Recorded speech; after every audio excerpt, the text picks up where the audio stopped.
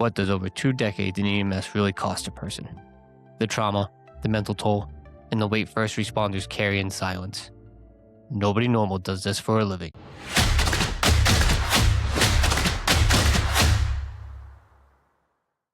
Welcome back to The Line in the Oath. Today, I'm joined by Brandi Carswell, an EMS professional with over 21 years of experience and a strong focus on supporting first responder mental health. It's all right. Brandi, how you doing? Good. That is right. Welcome to the show. Thank you. Thank you. So let's rewind a bit. I saw in your bio you said rough upbringing. What do you mean by that? So life's been hard. I didn't have a good childhood. But that's actually what brought me into EMS was a paramedic stepped in and kind of changed my world a little bit. How my dad adopted me. So Yeah. I know some of your history because we've worked together. You were a nurse at one point as well, before EMS, or was EMS first, then nurse, and then back to EMS? correct. Yeah. EMS, nurse, EMS. So why did you do that? So hold on a second. So you were EMS, went to the dark side, realized no, and came back to the light. Yeah. Good for you. Yeah. After COVID, I couldn't do it. That was a lot. Um, I don't think nobody should have to do what nurses had to do during COVID. Healthcare period, but ER nurses and all that during COVID was not the place to be. So, What was your experience during COVID? Going great detailing out on the nurse side of things. you've got your ERs that have to operate as ERs, and um, you get people to med surge, and then to ICU. Well, ICU is full, and then med surge is full, and then your ERs now med surge, and your ICU, and your ER. Like you still have to accept traumas and strokes, and um, it was pretty rough. And you family wasn't allowed in, so a lot of these patients that you're one on one with, and I got into emergency medicine for a reason. Like we treat them and we eat them. Like I don't want that connection. But you've got these one on one patients, and you're working 12-hour shifts for days in a row to keep them alive, and then they don't make it, and family's not allowed in, and you're the last person to say goodbye and FaceTime their family, and it was hard. And you're also like that advocate on, well, we only have 2 vents. Does your patient get it or does my patient get it? And it was rough. Those are some hard decisions. So before becoming a nurse in EMS, did you go become a paramedic? So, EMT, medic, nurse, and then, yeah, medic again. And then you let your medic lapse. Wrong decision. When it started all over again, and now you're just you've been a medic for almost a year again, right? Almost 2 years, yeah. Wow, has it been that long already? Man, time sucks. It does. So wait, did you have to go through medic school twice? I did. Now, to be fair, I was not going to be a medic again. I was perfectly okay with driving an ambulance. That's not all you do, though. We know We Well, I we know. not know all you better do. than that. But I did not We want that responsibility any longer, and that was not the option I was given. So, here we are. They said, "Hey, you need to become a medic. We need more." Yep, Can you tell us the area you work at Amarillo, and how the call volume is over there? very high. It is very high. We're running How many calls do you run a day? probably 14 to 16. I ran the other day, I ran 12 calls with 15 transports because I had 3 patients with 1 call. Jeez. those are fine. Mhm. For the listeners to understand, I know Brandi very well. I have worked with Brandi. Brandi's also been my EMT when she was still an EMT, Was. and we've been into some shit shows together. And I can say from experience, Amarillo is rough. Mhm. You see some weird stuff over there. You have gang violence because I've known. Actually, was one of your ambulances shot at? Yeah, let's say I know Amarillo's been shot at. I thought it was yours. So Amarillo is a rough area. If people don't, if nobody knows what Amarillo is, go look it up. It's also the windiest city in the U.S. So So with the wait a 20 minute. So years, hold on good. just a second. I Yeah. want to touch on something real quick. So you guys have worked the worst of the worst together. You've known each other for years. Nobody got to see this, but Tony's all nervous about this podcast before we even start. You guys have been through the crap together and you're nervous about this? I know. It's crazy. You know, So it's wild because when you're doing the work, like doing the job, it's not, it's different. now we have our Put you in colleagues front and of a friends just camera. listening to us. Yeah. Yeah, but see, you control the camera. They have to listen to us right now. That's called power. I'm Okay, gonna. get So back on track, me and Brandon. Brandon Will like to shut go up. off track a lot. We have It this issue, and we try to it rein does ourselves happen. in, and it doesn't always work. You know And what? that's why Tony edits the show. Yep. Sometimes I just leave it. Sometimes I don't edit anything. And that's what gets you views. Yes. Let's go into mental health. I know you're a big advocate with mental health. hmm But let's ask What? why. What Yeah. brought you Let's just go with be so why. passionate? Yeah. Why is it so important to you? Um, that is a great question. I obviously have been doing this for 21 years, and I've had my burnout, my I'm done. Um, but there was a time in my life where I was attacked, and I was in the hospital for a very long time. And I was a very angry little elf. And my nurse, um, long story short, I tried to kill myself in the hospital, and she stopped me, and I got very mad. And I threw my bucket of urine at her, and this Damn. woman walked over to me and just embraced me in a hug and said, "You're allowed to be angry, and I'll be that place that you can be angry." And that changed me as a provider in that moment. I think a lot of us can be snowflakes, and when patients say something mean, we get our feelings hurt and whatever. And I think that we need to be a safe place for them to not be okay. But I also believe that for first responders too. Um, I have done my fair share of this line of work, and for so long, you were told to suck it up and move on. And I think there's a fine line. I think that there is a fine line on sucking it up and knowing that sometimes people die. Like that is the job that we got into. But I also think that specifically once I moved to Amarillo, because this is probably the most violent city I've ever worked. And what we see, I mean, my first 2 years in Amarillo, I had a gun put to my head, my ambulance was shot up, and I had an active shooter at the state fair, where the scene was not safe and bullets were flying. Um, Yep. and when you go through that with the people around you, and it's a lot, and then people start to peel off one by one. You start losing people, and I buried 5 people in 1 year, and I decided something had to change. And I worked on myself first, and then I started to do just peer support. I started to do, I got my behavioral health paramedic, and honestly, just kind of started down that path of just one on one peer support, and then trying to do maybe some group team, like peer support through AFD and AMR, but also just being that person that people call, "Hey, let's go grab coffee and you talk." And Talk for a minute about, you said behavioral health paramedic. Somebody out there that piqued their interest. If someone wanted to go that route, what are the steps? it's honestly a class. It's 1 semester at like at AC at any kind of community college. You can do it online. So I'm sure somebody's going to ask me about that. hmm Yeah, it's a super easy course. Kind of goes.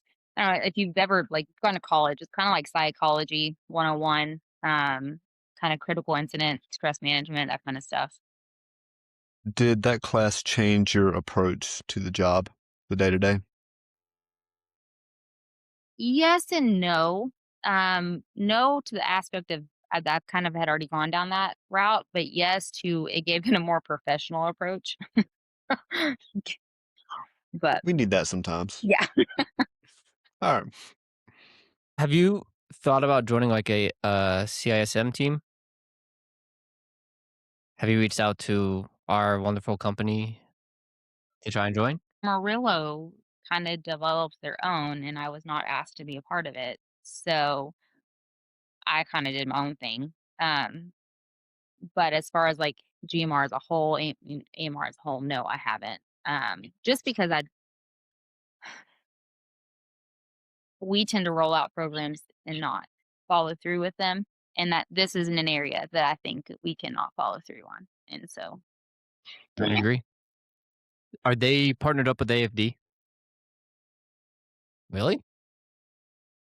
Interesting. I am. Okay.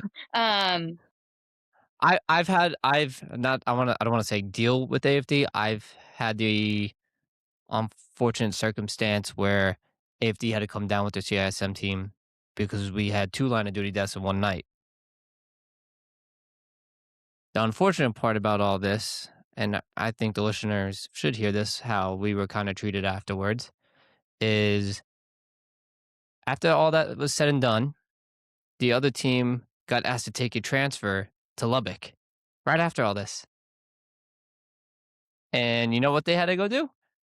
Go take it after they just had to pronounce a colleague. Hmm. I think that's bullshit. I do too. I have an opinion on that, but I'm gonna refrain. I think we care more about tookuses and seats than we do about our own people. And here's the deal. I can step back and I can see an operation standpoint for sure. I can see how a company still has to be a company. I think that we can do better about bringing some people in. That transfer probably wasn't emergent. Um, I can understand like, hey, we're working on getting somebody in. Can you go back into service just for a minute? But even maybe not. Maybe you go like a supervisor goes into service. I do think that we are working on bettering that, but for sure, that is a downfall. Yeah, I mean, Dalhart, we're weird again. Like Brandon makes fun of us all the time because we're it's a very small community, and we don't really have a supervisor. Mm. I mean, he's a supervisor, but he's not. He's one of the coworkers, and in Dalhart, we only have so many people that actually live in town. Everybody else lives out of town. So we only have like 3 or 4 employees that actually work here, and guess what? We were all on staff already. So we have nobody to come cover us.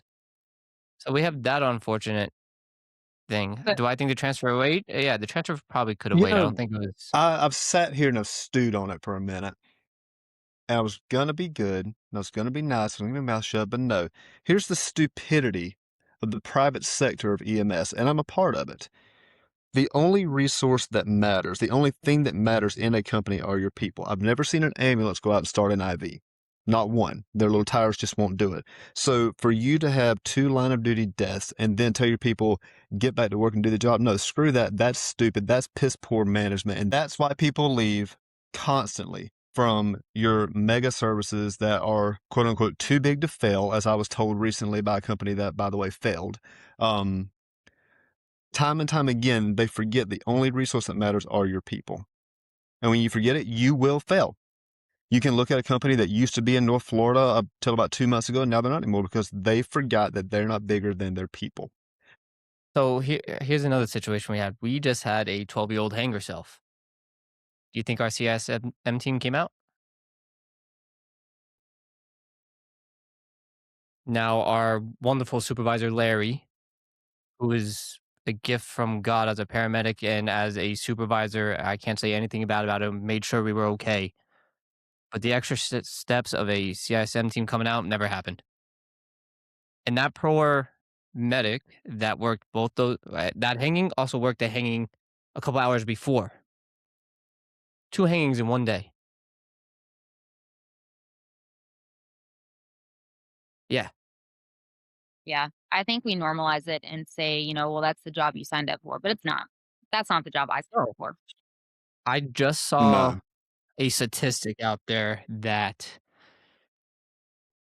PTSD, yes, is big with military because war is shiny, Mhm. but nobody knows we statistically see more traumatic stuff as first responders than most military recently. I can't say that what's going on with the war now, Right. or if they want to call it a war, Right. but I mean, statistically, recently I'm a we've seen perfect it more. example of that. Look, I've seen more death, destruction, and despair in my EMS career than I did my entire military career. That's absolutely true. I had one of my military buddies was actually one of the ones that killed himself. He told me that it's a different kind of PTSD.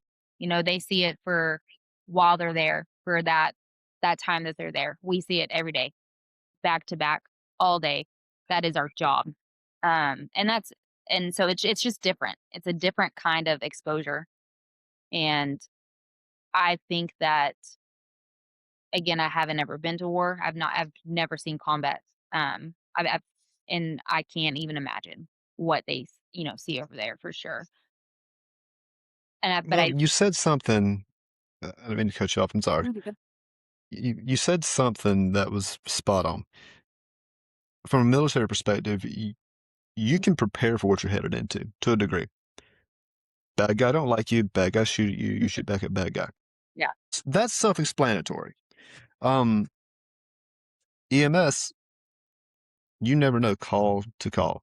This is going to be a 12-year-old that hung herself. This is going to be a domestic that a dude hit his girlfriend in the face with a frying pan. This is going to be a car wreck. This is going to be a dude set his foot on fire. This is going to be a refusal. This is, you name it. So you never can mentally prep for what the next card is going to be. So I think in a lot of ways, first response is probably harder mentally than the military was. Not to belittle anything anybody's been through. Don't think I'm doing that. If we get attacked in the comments, that's not what I meant. Back off. Dude, Brandy's episodes got me fired up right now. It This is the first time where I think Tony's so mad he's gonna eat a banana cream pie when we get done. He's no, gonna I'm dieting. I gotta lose some weight.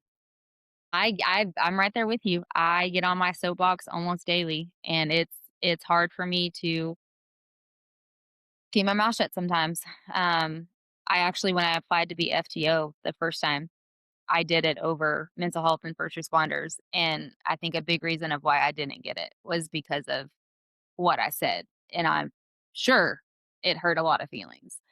It was very honest though, and I would say it again, but we call ourselves a family, but when your family's struggling, when do you step in?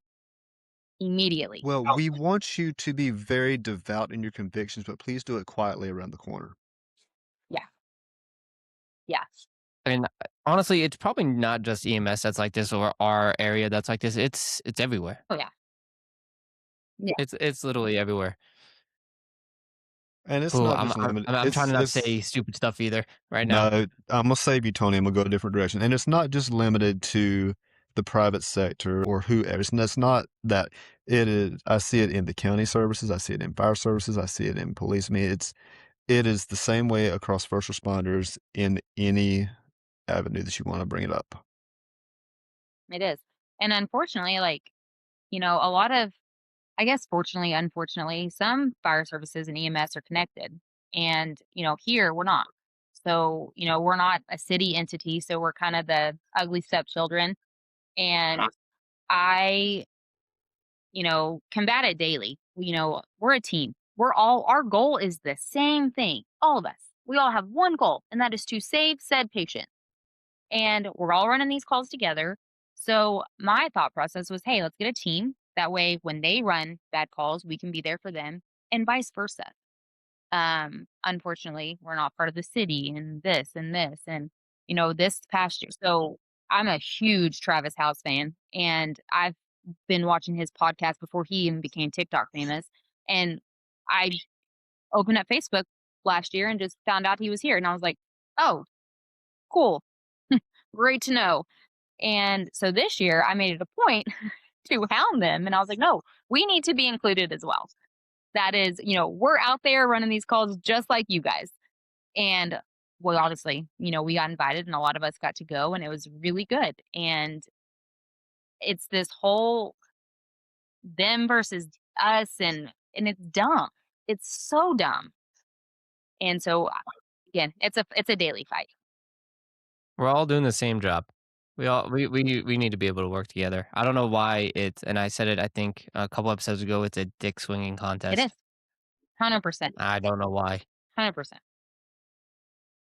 Never know why. While we're on mental health, can you spot some of the early warning signs with some of our like colleagues? Yeah.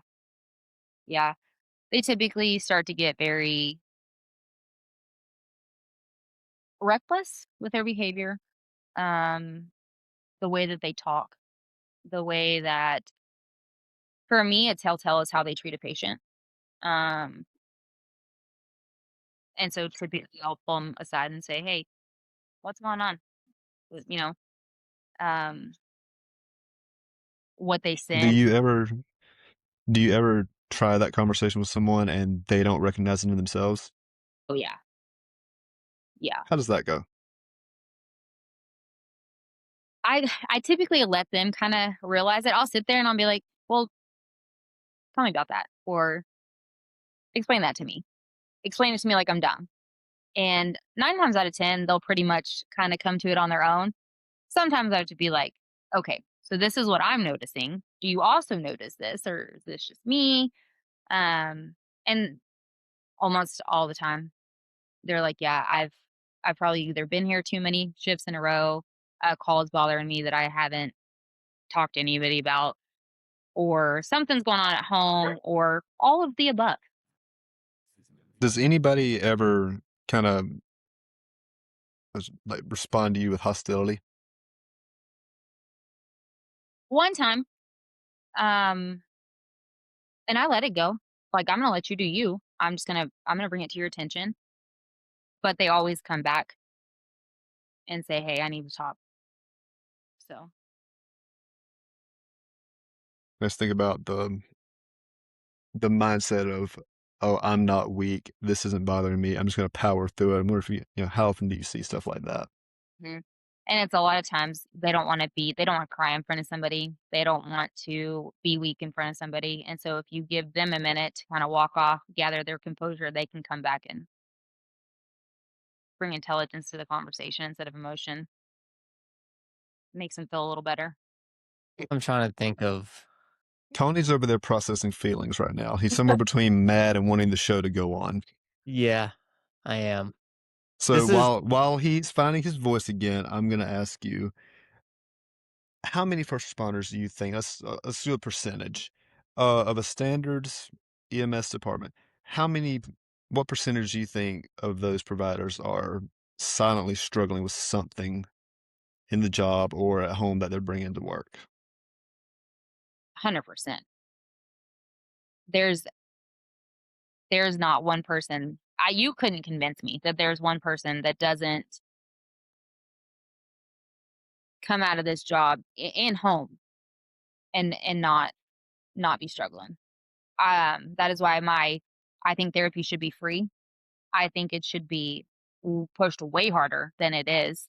And again, if we take care of ourselves and our brains, then we can also go out there and you know be better for the company as well and our patients. So But let's go the other way. What if we don't do anything? What are the long term? What's the fallout if we don't give mental health advocacy a voice? you become a shitty provider. Um, you become hard. You become calloused. You because you're not processing your own emotions and you are not putting a face to those or yeah, a face to those feelings, you're shoving it down. So you're just hardening yourself. And therefore, when you're kind of, and the reason I can say this is because it happened to me.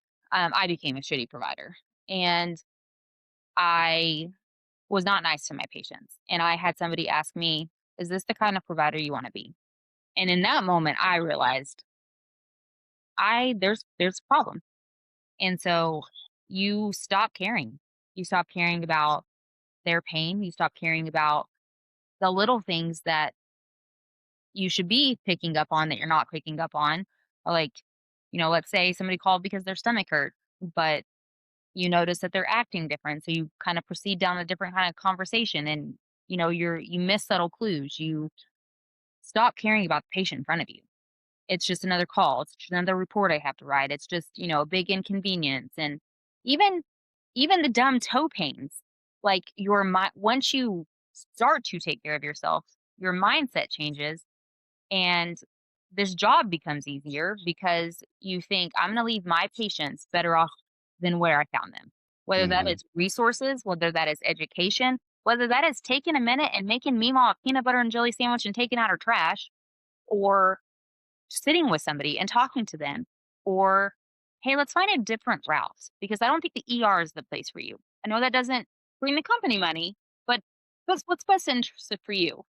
And um, you know, taking that extra second to call APS on a house that we're running 8 times a day, but nobody wants to fix it. We're just gonna bitch about it. So I'm Right. gonna call APS, Yep. and I'm gonna try to change. I'm gonna take the extra step. So I think when you start to take care of your mind, you're a lot more compassionate, empathetic to a lot of other things. I've got one more question in this line. So, your mental health really took you right to the brink of ending your career. Hmm. Fair to say? Yeah. But you managed to find your way back. Do you think there's a point where a provider or a medic EMT is too far gone, where they're too hardened? Is there any point that is a bridge too far where they can't get back to being productive in this industry? I think that depends on the person and how much work they're willing to put in because it's hard. It's hard. Again, it's expensive because it's not free. And, it's not just we talk therapy where, you sit here think you're just talking to a therapist in front of you, but it's not. There's so many different versions. There's EMDR, PCT, Flash, and it's hard, and it takes some work and some being very uncomfortable, and you have to learn to be comfortable in that uncomfortable for a hot minute. And so it depends on the person and how much work they're willing to put in. I think we've had one recently that could have gotten more help True. that did not. I agree. And we lost a good medic in our field. I learned from him. I deeply respect him. I looked up to him as a provider, and now he's not a provider because he didn't get looked after. Last question. Do you think that this job breaks people mentally, or does it find a fracture that's already there and expose it? I think a little bit of both. That's hard. I People don't just do what we do. Um, I think This is a great time to say that nobody normal does this for a living. nobody There you go. nobody normal does this job, and I think you've probably gone through something, or Tony thought I wasn't going to get that in there. yeah. I did. Chris Logan. uh, Anyway, I'm sorry. Go ahead. no, and so I do think that sometimes it might be already fractured and the job makes it worse.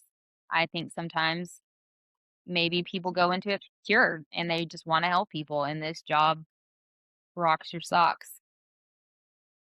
How many times do we hear that from the EMT student? I just want to help people. Yeah.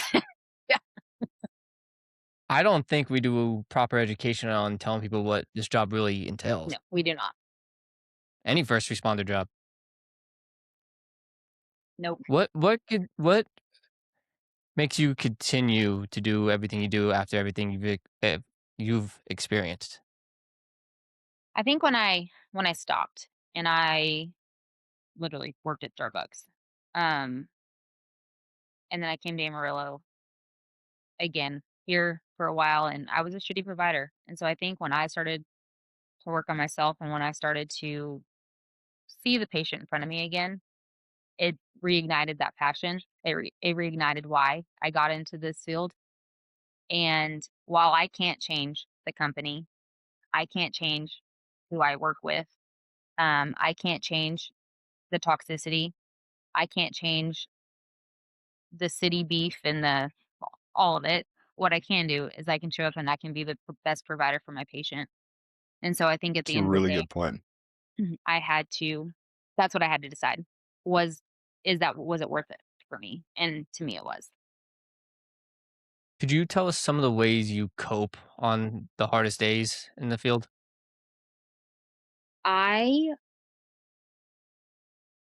am a really big nerd. And so I like learning different languages. So I will sometimes get out and dance it out and just do sign language to a song. I diamond art. I kind of lose myself into a book sometimes. My partner doesn't love it, but sometimes I also make him get out and dance it out with me. Scotty and I, we love to sing at the top of our lungs, some old 90s country. Uh, You never made me dance with you. What the heck? huh?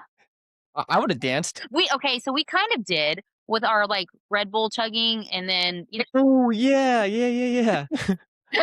um, Or Good, good my healthy ritual in practice there. Amarillo, Brandon, was taking was shotgunning a Red Bull. yeah, yeah. That's healthy. It was, yeah. Very. All right, mental health break. All right, let's snort an Adderall, let's chug a Red Bull, and let's run 5 laps around the truck and go. And Yeah. everybody's an SVT. Yep. That's the picture perfect health of EMS. Have you ever drank have you ever seen the red line ones in the convenience stores? It's like a red plastic bottle and it's I'm 2 afraid to drink servings. those. Dude, I didn't realize one time that it was 2 servings in there. And I drank the whole thing coming back from Tallahassee, and I thought I was gonna have a freaking heart attack in the I middle don't of know that I nowhere. knew there were 2 servings in there. Nope. Nope. Dude, it was bad. Like, my partner's looking like, "You good?" I'm like, "I'm pale, cool, diaphoretic." I'm like, "Yeah, man, I'm good." Like, yeah, public service announcement, red lines are 2 servings. Yeah. Yeah. Don't drink them both. You'll see sounds. Yes. I feel like I see sounds now. I do. Yeah, it gets bad. I mean, all I drink, I think this is like my 10th cup of coffee today. Yeah. I had to I have cut an back issue. when I started I can't say anything. I'm doing the same thing. I got put on Adderall recently, well, 2 years ago, and, so I had to cut back on the coffee 'cause That is a slippery slope in itself. mhm. Yeah. Yeah, I You know used to that I called it my little driving pill. "I'm gonna take my driving pill. We're gonna go, guys." And then I was just a chatty Cathy for hours. so that that's for a long time, that's why I didn't wanna take it. I That's kind of what I've heard, and then my therapist, psychiatrist, all of them, they're like, "No, you're severely ADHD." Like, it's bad. So, I was like, That's "Okay, the well, thing, good I to know." wasn't.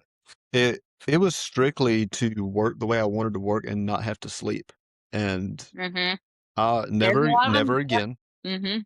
There's a lot of people here that do it. Never Mhm. Yep. I'll never take it again for that exact reason right there. But man, was I productive. Mhm. I'm not discouraging people. I should let me say I'm not doing a good job of discouraging people. It is a slippery slope. It is a dangerous drug. It is a very addictive drug, and it will absolutely chew you up and spit you out. You will not eat. You drink a lot of water. You have terrible cotton mouth, and They do. you just want to run, man. It's like in The Wolf of Wall Street. Smoke crack with me, Jordan. That's how I felt. So, the first 2 doses I took put me to sleep, and I thought, "There's something wrong." So I, like, called her and I was like, "Hey, I don't think this is working, like, it's literally putting me to sleep." And she said, "So when you have, like, severe ADHD, that's actually what Adderall does, is it just calms everything down, resets all that nervous system, shuts off all those tabs, and you can sleep." And I was like, "Oh, okay."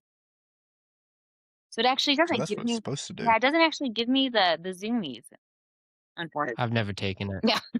Don't just don't, dude. Not worth it. I'll That just keep that on with is the espressos and Yes. coffees and I was going back to like my own memories. I have a favorite picture of you and I. You remember taking the photos with, the Jonathan? superhero shirts? Yes. Yes. Yep.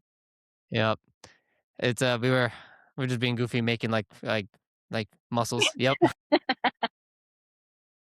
It was right before an honor guard trip, Yeah. Yeah.